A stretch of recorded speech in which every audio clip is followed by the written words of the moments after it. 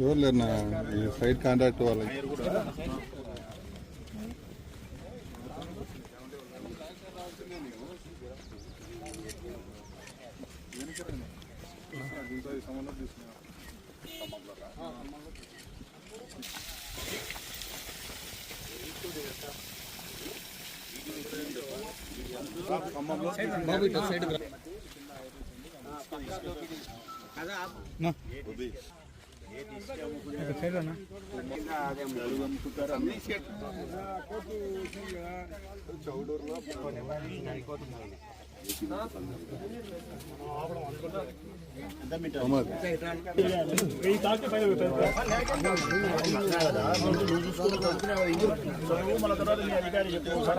lands in survey number 660 Chowdhury village adjacent to 690 status quo ఇప్పుడే న్యాయం నా వైపు ఉన్నప్పుడు నేను చెల్లిపోవడం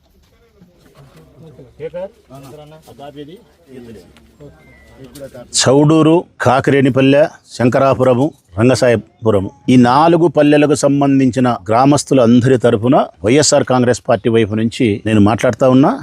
నేను విజ్ఞప్తి చేస్తా ఉన్నా కలెక్టర్ గారికి, సంబంధించినటువంటి రెవెన్యూ అధికారులకు, పోలీసులకు. ప్రస్తుతం మనం చౌడూరు ఏట్లో ఉన్నాం ప్రజలారా.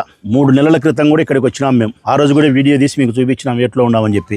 ఈ గ్రామానికి సంబంధించిన పేదవారు ఈ ఏట్లోకి వచ్చి వారికి చేతనైనంత ఒక్కొక్కరు ఎకరన్నర 2 ఎకరాలు సాగు చేసుకునే ప్రయత్నం చేసినారు.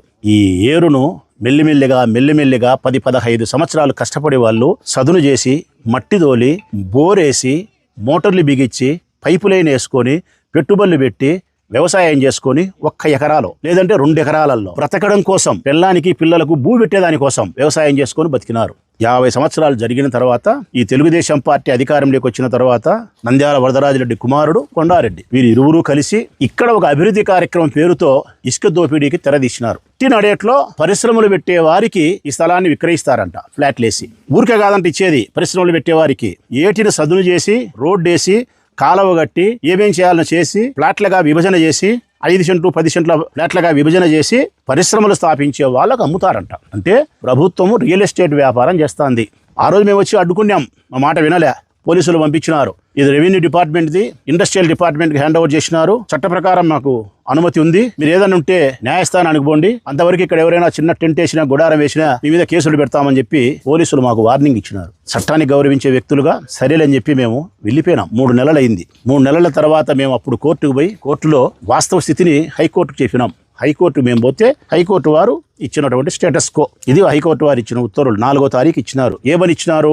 మీరు సహజమైనటువంటి న్యాయానికి కూడా ప్రయత్నం చేయలేదు. రైతుల పట్ల సహజమైన న్యాయం అంటే వారికి నోటీసులు ఇవ్వడం కానీ, వారి వాదన వినడం కానీ, వారికి నష్టపరిహారం చెల్లించే విషయంలో కానీ, వారికి ఉండబడిన సామాన్లు తీసుకునేదానికి అవకాశం కల్పించే విషయంలో కానీ, ఏ విషయాలకు సహజమైన న్యాయానికి కూడా మీరు ఆస్కారం ఇవ్వకుండా, మీరు ల్యాండ్ అక్విజిషన్ చేసుకునే విధానాన్ని కూడా ప్రాపర్ ఛానల్ ద్వారా మీరు పోకుండా మీ ఇష్టానుసారం చేసినారు. కాబట్టి యథాతథంగా ఆ భూమిని ఉంచండి రైతులకు. హైకోర్టు వారు తిరిగి మళ్ళా న్యాయ విచారణ జరిగి ఉత్తర్వులు ఇచ్చేంత వరకు అందులో ఏ కార్యక్రమాన్ని చేపట్టరాదు. రైతులు వారి వ్యవసాయాన్ని చేసుకుంటారు. ఎట్టుండేది అట్నే ఉంటుంది అని చెప్పి ఇచ్చిన స్టేటస్ కో. మా అడ్వకేట్ కూడా పవన్ రెడ్డి. మీది అమరావతిలో మేము వేసినాం. మా అడ్వకేట్ శేఖర్ రెడ్డి ప్రొద్దుటూరులో పవన్ చూస్తారు, పవన్ గారు. ఇప్పుడు మేము ఆర్డర్ తీసుకొని ఇక్కడికి వచ్చి సంబంధించిన అధికారులకు ఇచ్చినాం. వారు ప్రభుత్వ అధికారులు కాబట్టి నంద్యాల వరదరాజిరెడ్డి, కొండారెడ్డి ఇసుక దోపిడీకి సహకరించకుండా ప్రభుత్వం యొక్క నిబంధనలకు లోబడి హైకోర్టు ఉత్తర్వులను శిరసావహించి ఈ పని ఆపుదల చేయాలని కోరుతున్నాం. కలెక్టర్ గారికి కూడా విన్నవిస్తున్నాం.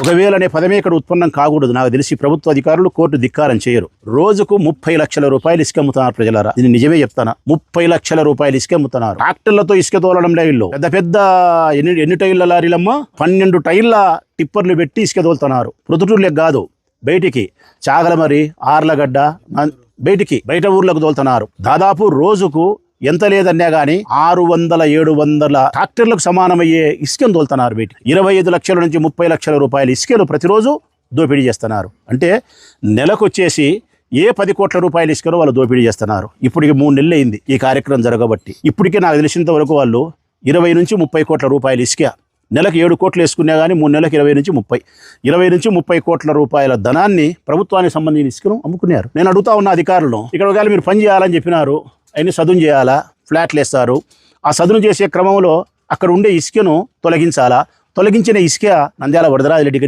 చట్టం ఉందే, నంద్యాల వరదరాజిరెడ్డి కుమారుడు కొండారెడ్డి అమ్ముకోవచ్చని చట్టం ఉందే, లేకుంటే వాళ్ళ ఫాలో అయ్యారు, వాళ్ళ మనిషి వాళ్ళకి సేవ చేసి పెట్టి 40 పైసలు 30 పైసలు భాగం తీసుకుంటే మహేశ్వర్ రెడ్డి అమ్ముకునే అవకాశం ఉందే? ఇది ప్రభుత్వానికి సంబంధించిన ఇసుక. ఇందులో ఇసుకను పక్కకు తొలగించి డంప్ చేసి మీ కార్యక్రమం చేసుకోవాలా. మరి ఇక్కడ డంప్ చేయాల్సిన ఇసుకను బయటకు ఎట్లా పోతుంది? రెవెన్యూ అధికారులను అడుగుతానా, సంబంధించిన ఏపీఐసీసీ వాళ్ళని అడుగుతానా, ఇసుక అంతా ఎక్కడికి పోతుంది? నిద్రపోతున్నారా మీరేమన్నా? ఈ కార్యక్రమం అయిపోయే లోపల ఈ 4 గ్రామాలకు మంచినీళ్ళు ఉండకూడదు, ఈ 4 గ్రామాల నుండి ఈ రైతులు వ్యవసాయం చేసుకునే వాళ్ళు బికార్లు అయిపోవాలా. ఈ పని అయిపోయే లోపల మీరు మాత్రం 100 కోట్లకు ధనవంతులు కావాలా. ఇండస్ట్రియల్ వారు చేసే ప్రయోజనం పరిశ్రమలు ఎవరు పెట్టారు? ఒకవేళ ఎవరైనా పరిశ్రమ పెడతాడు, ఒకసారి వెనక్కి చూసుకోండి, ఎవరో కాదో ఏటికి నీళ్ళు వచ్చే దాంట్లో వచ్చి పడవు పరిశ్రమలలో. ఇలా పరిశ్రమ ఏనా కొడుకున్నా పరిశ్రమ పెడతాడా? బుద్ధినోడు పరిశ్రమ పెడతాడా? వీళ్ళు పరిశ్రమలు పెట్టమని నేను చూసా, ఎవడు పెడతాడో ఒక్కడు పెట్టాడు పరిశ్రమ. ఈ రోజు నుంచి ఇక్కడ పని ఆపుదల చేయాలా. ఒక్క ట్రాక్టర్ ఇసుక బయటకు పోతే మేము ఇక్కడ 3 షిఫ్ట్లు డ్యూటీ వేస్తాం, 8 గంటలు గుడారం వేసి డ్యూటీ వేస్తాం. ఎవరైనా సరే ఇసుక తీసుకపోతే మాత్రం కంప్లైంట్ చేస్తాం. కంప్లైంట్ను పోలీసులు పట్టించుకునే అధికారులు ఆపకపోతే మేము ఆపుతాం. మేము ఆపినప్పుడు గొడవ జరుగుతుందంటే ఆ గొడవకు కారణం మేం కాదు, ధనదాహంతో ఇసుక దోపిడీ చేసే వాళ్ళు కారకులవుతారు. వాళ్ళు చేస్తారనే కానీ వాళ్ళు నిరోధించకుండా ఉండే అధికారులు తప్పవుతుంది. కోర్టు ఉత్తర్వులు పాటించకుండా మా జోలికి వచ్చిన పోలీసు అధికారులు తప్పవుతుంది. కాబట్టి జరగబోయే చెడు కారణాలకు సంపూర్ణమైనటువంటి కారణభూతులు సంబంధించిన వరదరాజిరెడ్డి కుమారుడు, వారి మనసులు ప్రభుత్వ అధికారులు అయితే విజ్ఞప్తి చేస్తూ సవినయంగా విజ్ఞప్తి చేస్తా ఉన్న అధికారులకు నిలుపుదల చేయండి. మీ వివాహాది శుభకార్యములకు, పుట్టిన రోజులకు, మీటింగులకు అత్యాధునిక సదుపాయాలతో ప్రొద్దుటూరు వాసవి సర్కిల్ వద్ద నుంచి అతి సమీపాన మీకు అందుబాటు ధరలలో happy banquet AC function hall మీకు స్వాగతం పలుకుతుంది. మా ఫంక్షన్ హాల్ నందు వంట సామాగ్రి మరియు విశాలమైన కార్ పార్కింగ్, అతి తక్కువ మెయింటెనెన్స్ ఖర్చుతో ఏ ఫంక్షన్ అయినా మా happy banquet AC function hall నందు జరుపుకొని ఆనందాన్ని పొందండి. బుకింగ్ కొరకు సంప్రదించండి. మా సెల్ నంబర్ 9100600238 7799 000211.